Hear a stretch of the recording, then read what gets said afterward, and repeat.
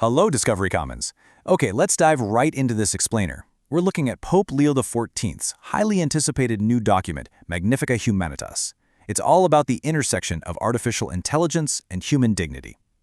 We are literally living through an epical change right now with digital tech, right? But the big question is, how do we navigate it without losing our actual humanity? Well, that's exactly what this text sets out to answer. So will AI build a new Babel or a new Jerusalem? This is the fundamental question the text poses. And it's actually fascinating when you think about the author here. Before becoming Pope, Leo XIV was a math major and he was a missionary in Peru. So the guy understands algorithms, but he also deeply understands raw human poverty and real connection. He's not asking if we should just destroy technology. Obviously, it's a tool. What he's asking is, are we building a society of total isolation or one of true human connection? Now, when a document is released bearing the papal seal, it carries some serious historic weight and immediately grabs the whole world's attention.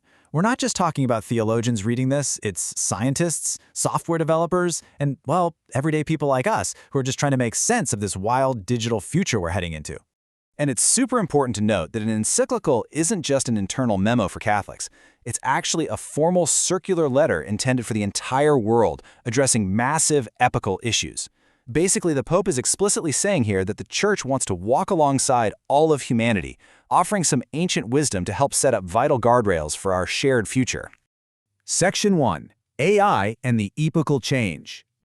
It's incredible to see this historical parallel. Back in 1891, Pope Leo XIII wrote his document to address the massive disruptions of the Industrial Revolution.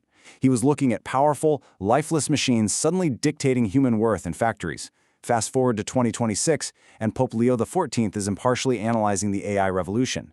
He recognizes a shockingly similar threat today. We're right back in danger of treating machines and humans as totally interchangeable. The sources detail how AI literally touches everything, from interpersonal relationships and education, right down to the economy and healthcare access. Sure, it's capable of incredible breakthroughs, but it also carries some, frankly, terrifying risks. We're talking about the deskilling of labor in the economy, biases in healthcare, and even autonomous weapons in warfare making life-and-death decisions without human moral judgment. And in our daily lives, things like misinformation and deepfakes threaten to completely erode social trust. It's a lot to wrap our heads around. Let's move into Section 2, the Babel Syndrome. The document frames this specific warning using a really powerful ancient metaphor, the Tower of Babel. As the text describes, the builders of Babel sought this grandiose, monolithic efficiency. They essentially said, let us make a name for ourselves, trying to reach the heavens entirely on their own. But what happened? It ultimately resulted in a complete breakdown of human connection. It was a project of total self-sufficiency that wiped out diversity, sacrificing true human communion just for the sake of technological homogenization.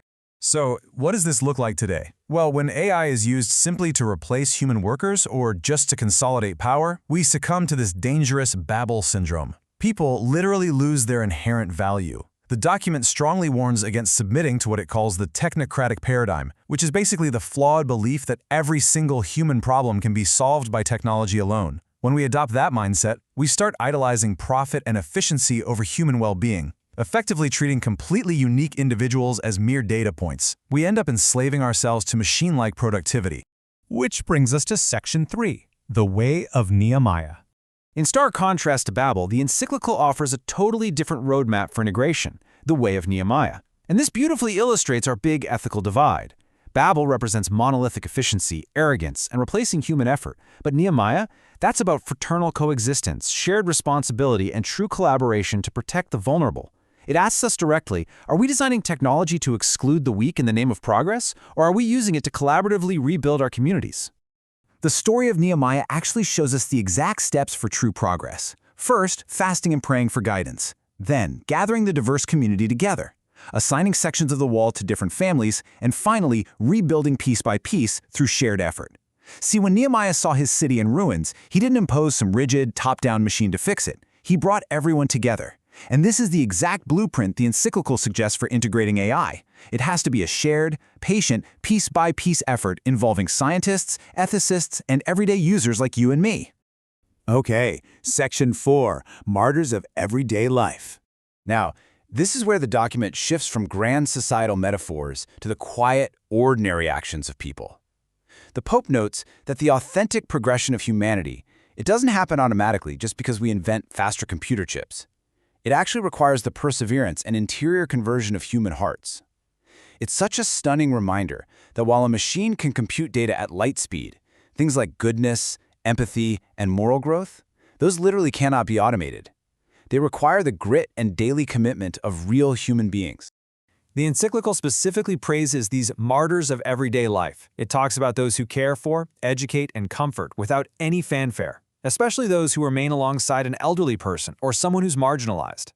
And for all of you watching this at Discovery Commons, the document places a really profound emphasis on the wisdom of heart of the elderly. Your lived experience is positioned here as the necessary moral guide for our highly automated society. That deeply relational presence you share with each other and your caregivers, that is the actual foundation of a healthy society, and it is something no algorithm will ever be able to replicate. Moving to our final part, Section 5, Grandeur in Human Limits. The sources impartially explain a crucial philosophical distinction here: artificial processing versus human empathy. Look, a chatbot can simulate empathy, calculate data, and rely on statistics. Sure, but humans? We truly listen.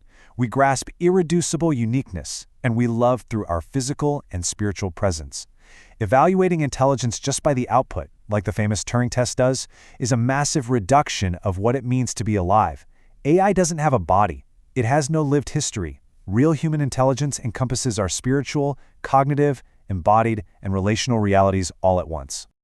So, the absolute crucial takeaway here is that no machine can replace authentic human relationships. We usually think of our limits as flaws that technology just needs to fix, right? But this encyclical argues the exact opposite. Our physical limits, our need for each other, and our capacity to sacrifice are exactly where true human grandeur is found. When an algorithm makes a mistake, it's just a bug to be patched. But for a human being, an error, a vulnerability, or limitation can be the exact catalyst for profound change, grace, and deep connection. So, in an age of artificial intelligence, how will you protect your authentic humanity? As you wrap up this explainer and go about your day at Discovery Commons, I want to invite you to really consider that thought. We are not just passive spectators in this epochal change. Like Nehemiah, we have a choice. We can either let the cold, monolithic logic of Babel strip away our human complexity, or we can intentionally cultivate our human relationships and embrace our limits. The future of our digital world depends entirely on the strength of our human hearts. Keep learning, keep questioning, and I'll see you in the next explainer.